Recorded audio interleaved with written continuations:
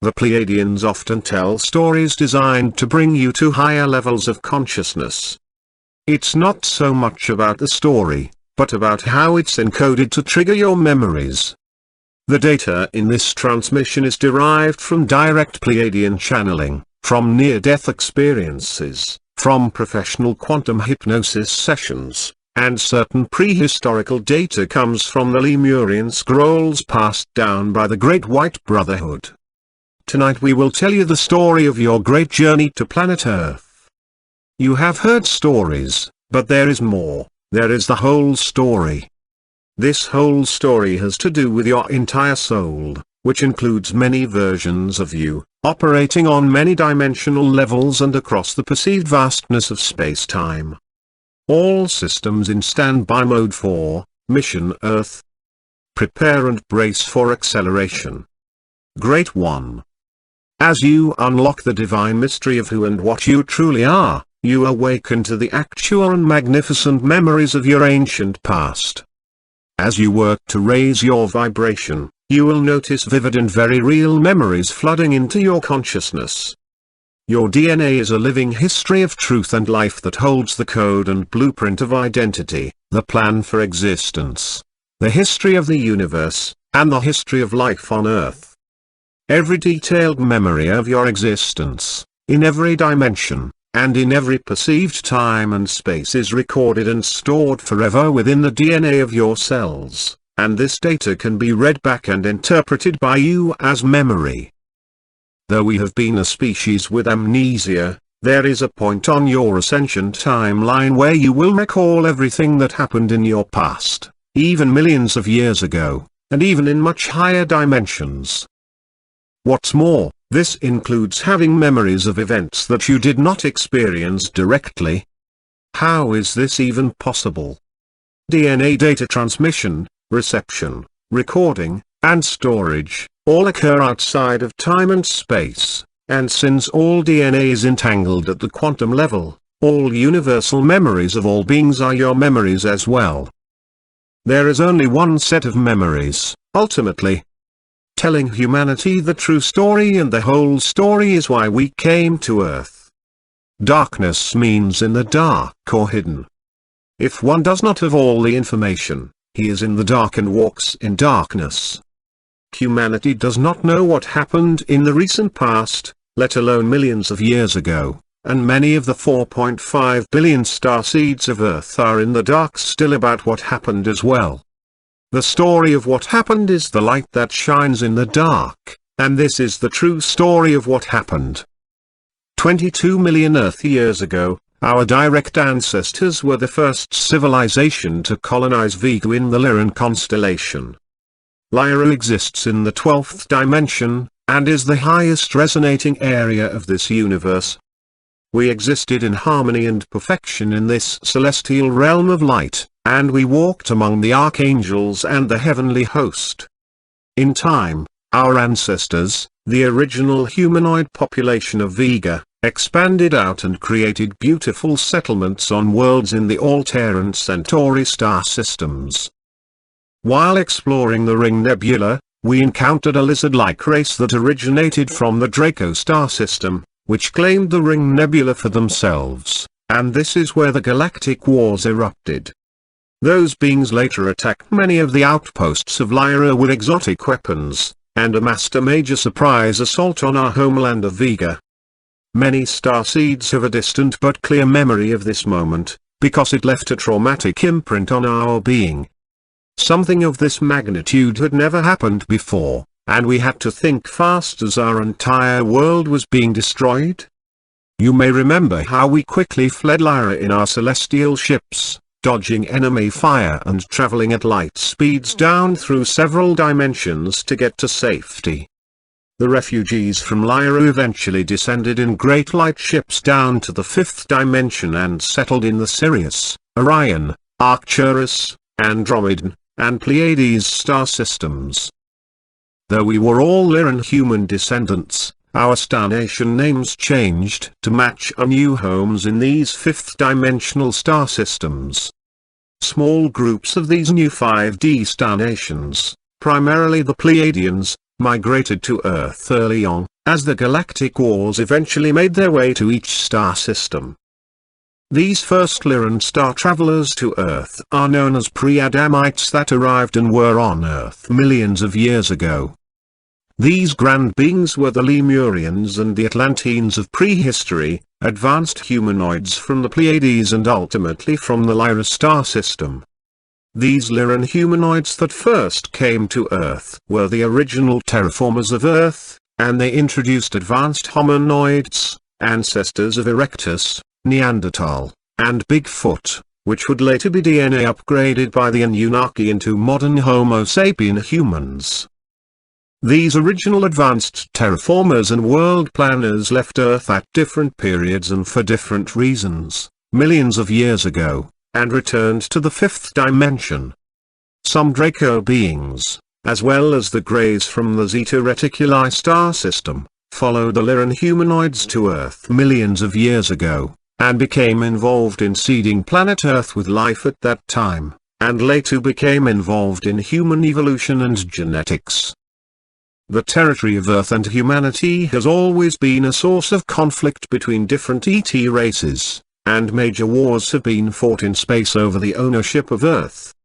On our long journey from Lyra in 12D, down to establish a new home in the fifth dimension, a primary challenge was bringing our Lyran family back together after they had been scattered all across the cosmos.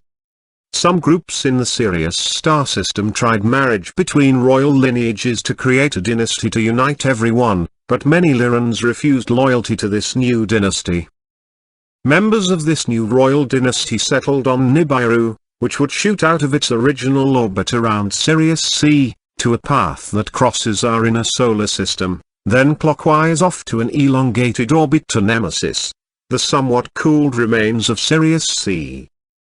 Royals of the combined would-be Unity Kingdom settled the planet Nibiru. These beings are the Anunnaki. Some factions of this Anunnaki dynasty traveled to Earth 445,000 years ago, to obtain gold and mineral resources to save their planet's atmosphere. The Anunnaki fudged around with the universal law of non-interference and created humans by blending their own DNA with hominoids, but that in itself was not such a bad thing. The real problem occurred when the Anunnaki intently programmed the human genome to operate at a very low level, designing humans to be unconscious worker slaves and to worship and service their creators as God. When modern humans were created by the Anunnaki on Earth, they were manipulated and had their consciousness shut down right away, and were placed into extreme bondage and servitude. This endless commercial and religious tyranny on planet Earth would later be the cry that would reach all the way to heaven, in 5D, before the Grand Galactic Federation. Since the Anunnaki of the Sirius star system are the descendants of Lyran humanoids who had an overall benevolent nature, we note that not all of the Anunnaki had bad intentions towards humanity. They themselves were human, just much more advanced and powerful. We always give Enki some credit, because he was a benevolent being who compassionately cared about humanity, while his brother Enlil, and father Anu, were not so kind to humans. Enki's mother was a very benevolent and wise royal Pleiadian princess, and Enki, Ea, was named after the Pleiades. As Lyran humanoids settled into the various star system of the fifth dimension, these 5D star nations, with the exception of the Anunnaki of Sirius, came together in unity to form what is called the Galactic Federation of Worlds. The Galactic Federation was formed to share information, resources, guidance, and security for all of its member nations. The Galactic Codex was established by the Galactic Federation as a form of cosmic guidance that promotes goodness and life for all member star nations. A group of 24 elders called the Council of Light serve as wise and benevolent council for the entire Galactic Federation. Though the primary work of the Galactic Federation is focused on the 4 or 5 main member star nations, and thousands of smaller members, in some cases, this cosmic guidance, council, even help and security, is extended to planets or star nations that are not yet members of the Galactic Federation. Here is where the story gets interesting. We are going to take you back to the exact day and moment when your journey to Earth began. See if you have any recall of this. On that fateful day, 4.5 billion elite members of the Galactic Federation were called upon to be addressed by the Council of Light in a matter of great urgency and importance. We listened closely as the following message came from the Council. We have received an energetic signal of distress from planet Earth. We have heard the voice and the cry of the people of Earth, and they are in bondage, are suffering in great tyranny and in darkness. The beings from Sirius C, that traveled to Earth to take the gold for Nibiru's skies, have created a being there from the hominid. A worker being have they created by combining their own essence with the wild creature. An intelligent being they have created, and they have taught humans how to be civilized, yet humans are still the slaves of the Anunnaki. Look how they make the beings of Earth to worship them. The humans do not know what has happened to them, as the truth is hidden from them. A voice from the High Council said, we must help them. We must bring light to them. We must tell them the truth about what has happened, and this truth will set them free. Another member of the High Council said, we must travel to Earth and free these beings from bondage and suffering. We listened and we heard much discussion among the wise ones about this matter. One asked, do we extend our help outside of the Federation? Another said, Earth is not evolved enough to resonate at the 5D level. This is outside of our parameters, and maybe it's best we do not get involved. Another council member noted, the primary tenet of the Galactic Codex is, in alignment with a free will universe, no being or group of beings can interfere in the evolution of any species. After much back and forth discussions, it was finally decided that the correct thing to do was to assist the beings of Earth. Everyone agreed this had to be done, but it seemed to be in direct conflict with the free will tenet of the Galactic Codex. So how could we do this? The sages asked. The answer came from the wisest of the council when she said, you cannot interfere directly into the affairs of humans. So the only possible way you will be able to help them is to become one of them? In confusion, we asked, we do not understand what you mean, Great Councilwoman. She said, you will have to enter into a human body, and you will have to live as one of them, and under the Galactic Codex, this is the only way you can change their situation without interfering from the outside. She said, the only way to enter into this human body and live in it is to be born into it, as a human infant.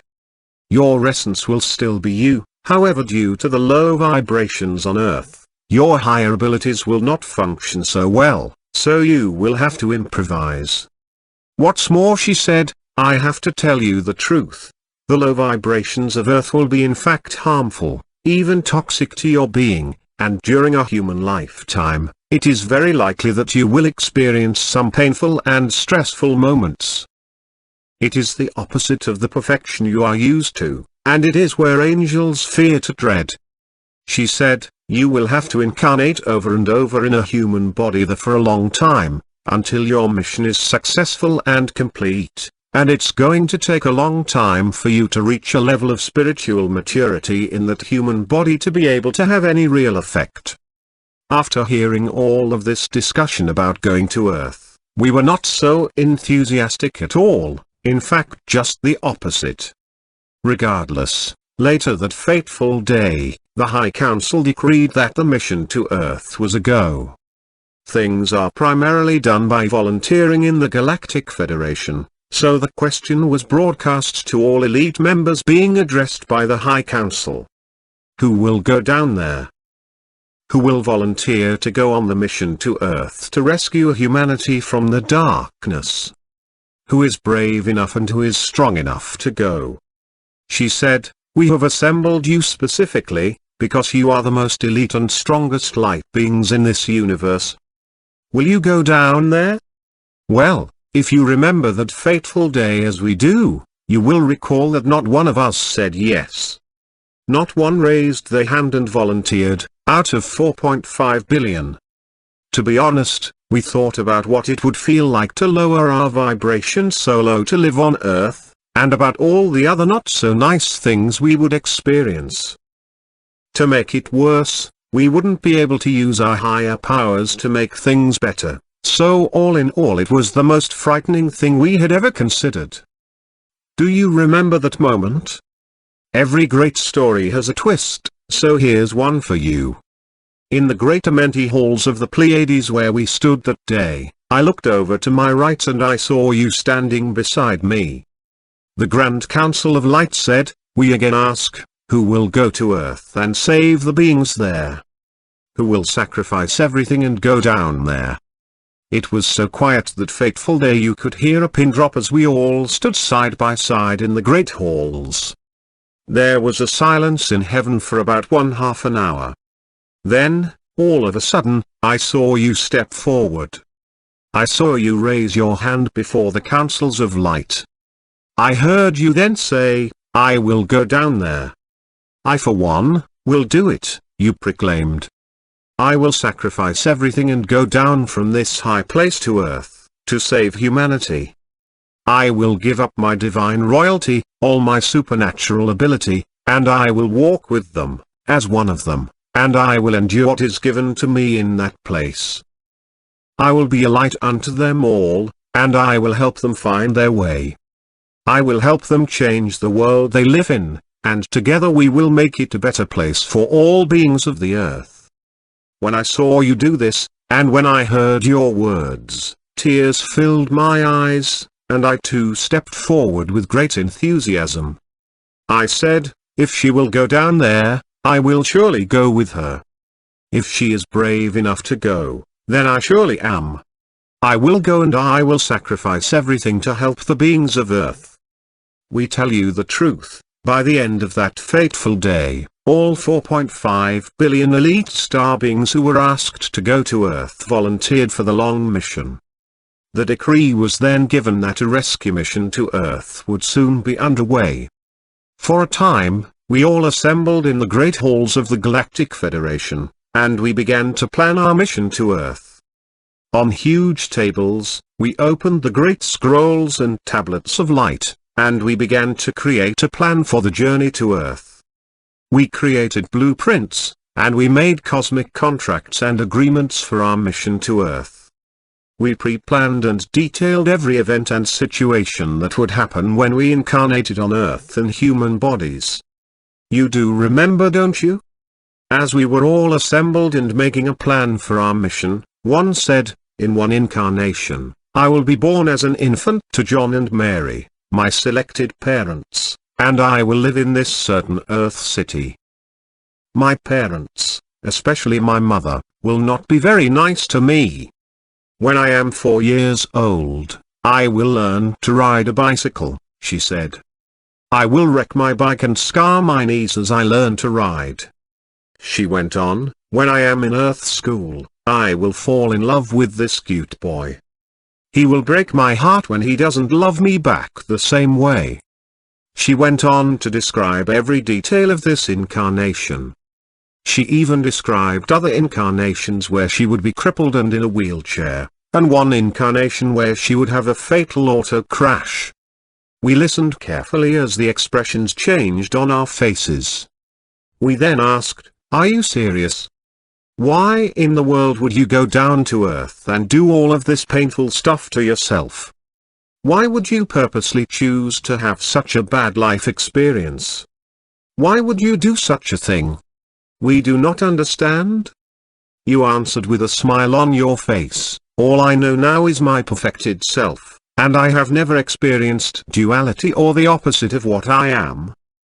I cannot fully know myself until I have experienced and know the opposite of who and what I am. This is why I will do all of this on my journey to Earth," you said. Our primary reason for coming to Earth was to assist humans in their conscious evolution, but we also had the opportunity to experience the contrast of human duality, and evolve in a way that eventually moved us back closer to oneness. When our plans were all made, we were ready to depart for Earth. 3, 2, 1, go. We opened a multi-dimensional doorway in the midst of the Great Hall, and this was our travel way and portal to Earth. At that moment, we all held hands, we took a deep breath, and we jumped into the abyss. As we lowered the vibration of our bodies to levels they had never experienced, we came crashing down through two-dimensional levels as we fell. As we came down, we smashed through the frequency barriers which separate dimensions, and it was quite painful to say the least. Each of us emerged out of the other side of this tunnel of light, but the 3D Earth side of this tunnel was a female birth tunnel. Our souls had been born inside human bodies, as infants, and we were on Earth. There is a caveat about this trip to Earth. It is a multi-dimensional trip, so it works on many levels. A Pleiadian metaphor, the landing on Earth. The first day of your first incarnation on Earth was about 5 million years ago, and on the day you arrived on Earth, the landing was not soft, in fact you crash-landed your light body ship. When your Merkaba crashed down on Earth that day, your light vehicle was damaged from the impact, and your higher being was knocked out and became completely unconscious. You were stranded on an alien world. You remained in this unconscious state for millennia. One day, another higher being came up, saw you unconscious, and tapped you on the shoulder and said, "Wake up. You have been asleep for a long time." That being said, look and see the great ship that brought you to Earth. It is time to repair the damage to your light vehicle, recharge the fuel cells, and prepare to lift off again back to the heavens from whence you came. It is time to ascend back to the higher realms. It is time to go home. This is where we are, Great One, on your grand journey, right here, right now, and our metaphor has happened, Great One, as you read this message. Look closely. You know what happened, by now. You know the whole story. You know who you are, what you can do, and where you came from. You know the details of events, even from eons ago, that have all led up to now. You are fully conscious now and you have evolved your soul. You are ready to return home. Just remember, your prime mission is to assist humanity, and you must wait on them just a bit longer. They are all coming around much faster than you may think now. Humans are closer than ever to being able to receive the story of what really happened, however we must tell them in a gentle way, and only when they are fully ready to hear it. The galactic wars have since ended, and there is now mostly peace between all star nations. No dark force is controlling planet Earth now, and more light information is beginning to flow to the beings of Earth from the fifth dimension. This light is truth, and this truth is all freedom. As this light continues to permeate the Earth realm, humanity will continue waking up at incredible levels. In Earth year 2015, the Galactic Federation established the Earth Alliance, which is comprised of elite light forces stationed on the surface, tasked with moving humans much quicker along the gamma-positive timeline. Large numbers of Earth Alliance beings now hold powerful positions inside world organizations, Earth governments, and from this inner position, they are indeed affecting great positive change on Earth. Great resets have been recently initiated all around the planet by these magnificent beings, and things are moving fast on the new timeline as this galactic level reset spreads across the world. The primary 5D star nations involved in benevolent service to humanity's ascension right now are the Andromedans, the Arcturians, the Sirians, and the Pleiadians. Be assured that one of these groups is your direct Lyran hominid star family, and this is where you came from before your trip to Earth. You can easily discover which star family you belong to by doing some searches to learn the distinct characteristics of each group. Great One, you are an entirely different species than indigenous Earth humans. You are human enough because you are in a human body, and you live with humans every day, but you know good and well you are different from them. You are not any better than them, you simply resonate at a higher frequency. The ancient books in fact say, the angels are created a bit higher than humans. Having true conscious awareness about who and what you truly are is one of the prime objectives of your journey to Earth.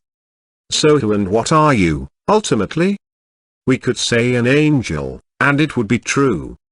Angels are misunderstood in Earth religious teachings, as they don't have feather wings and they are not soft little cute babies. They look like you, and they look like me, and they are the most powerful beings in the universe. We could call you a celestial being, a light being, a star being, or a star seed, and we would be correct. We could say you are an extraterrestrial, and it would be 100% accurate, because you came to Earth from another world. It is now proven by Earth science that a large portion of your DNA does not come from Earth. When you see ancient megalithic stones with markings carved on them, know that you did that. Traces of what you built here are scattered all over the planet still today. You are the ancient alien, except we really don't care for the word alien, as we prefer to be called family instead. You are the gods that came down from the sky to Earth. You are written about in every ancient book in human history, and you see, the great story we are telling is about you. You came to Earth millions of years ago from a celestial world. You came here on purpose and with a purpose, and you have already made this world better, just by being here.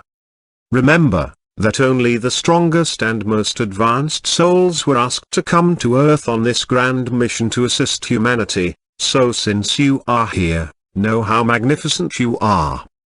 Currently there are around 4.5 billion elite starseeds stationed on the planet that are your direct Lyran humanoid family, who came here from the fifth dimension to change the energy of this realm.